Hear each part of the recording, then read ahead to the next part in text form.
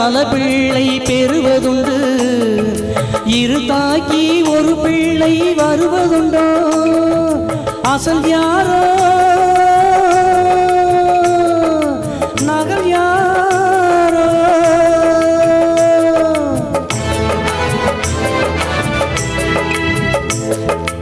அசல் யாரோ நகல் யாரோ அறியேன் என்று அதிசயித்த மன்னன் சொன்னான், முடிவில் ஒன்று முடிவில் ஒன்று.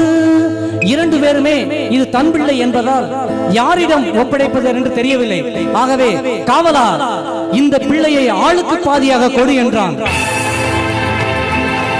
காவலன் சென்றான், இடைவாளை எடுத்தான், அந்த மகனை இழுத்தான், வாளை ஓங்கினான், வாளை ஓங்கினான்.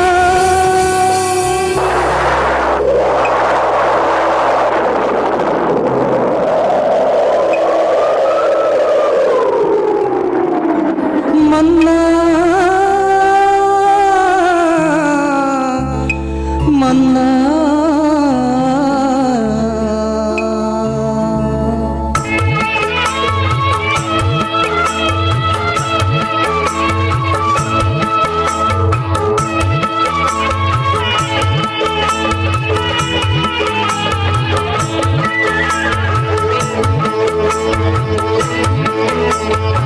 அம்மா என்றொரு குரலில் ஒரு பெண் கண்ணீர் வடிக்கின்றாள். இன்னொரு பெண்ணோ வாளை கண்டும் புன்னகை புரிகின்றாள், புன்னகை புரிகின்றாள். பாதி கொடுங்கள் என்றே அவளோ மன்னனை கேட்கின்றாள். மன்னா வேண்டாம் என்றே இவளோ மன்னனை தடுக்கின்றாள். இந்தா என்றவள் அந்த பெண்ணிடம் மகனை தருகின்றாள். இவள்தான் உன்னை தாயென மன்னன் சாலமன் முடிக்கின்றார், சாலமன் முடிக்கின்றார். பெற்றெடுத்த உள்ளம் என்றும் தெய்வம் தெய்வம், அது பேசுகின்ற வார்த்தை என்றும் மௌனம் மௌனம். சக்தி வடிவானவளே அன்னை அன்னை, அவள் தான் அறிவாள் தான் வளர்த்த கண்ணை கண்ணை.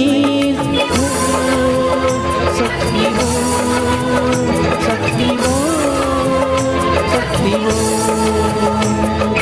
பக்தியிலும் அன்னைதான் முதலில் தெய்வம், இந்த பார் முழுதும் அவள் வரத்த செல்வம் செல்வம். சக்திவோ சக்திவோ சக்திவோ.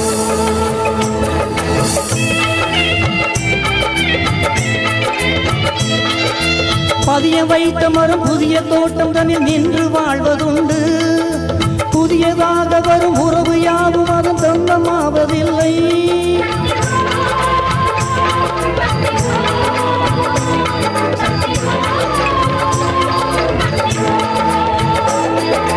உதிரம் கொண்டு வரும் இதயம் போலொரு உண்மை அன்பு இல்லை.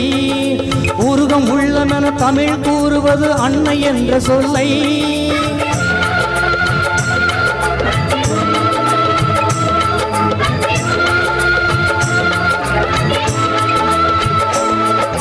பூவும் மஞ்சளுடன் பொங்கும் தேவி அவள் புவனேஸ்வரி. பூஜை செய்து வரும் மாதல் காவல் வரும் ராஜேஸ்வரி. பாசம் பொங்கி வரும் தேவி சக்தி அவள் ஜெகதீஸ்வரி. பார்வை தன்னில் உயர் நீதி சொல்ல வரும் பரமேஸ்வரி புவனேஸ்வரி.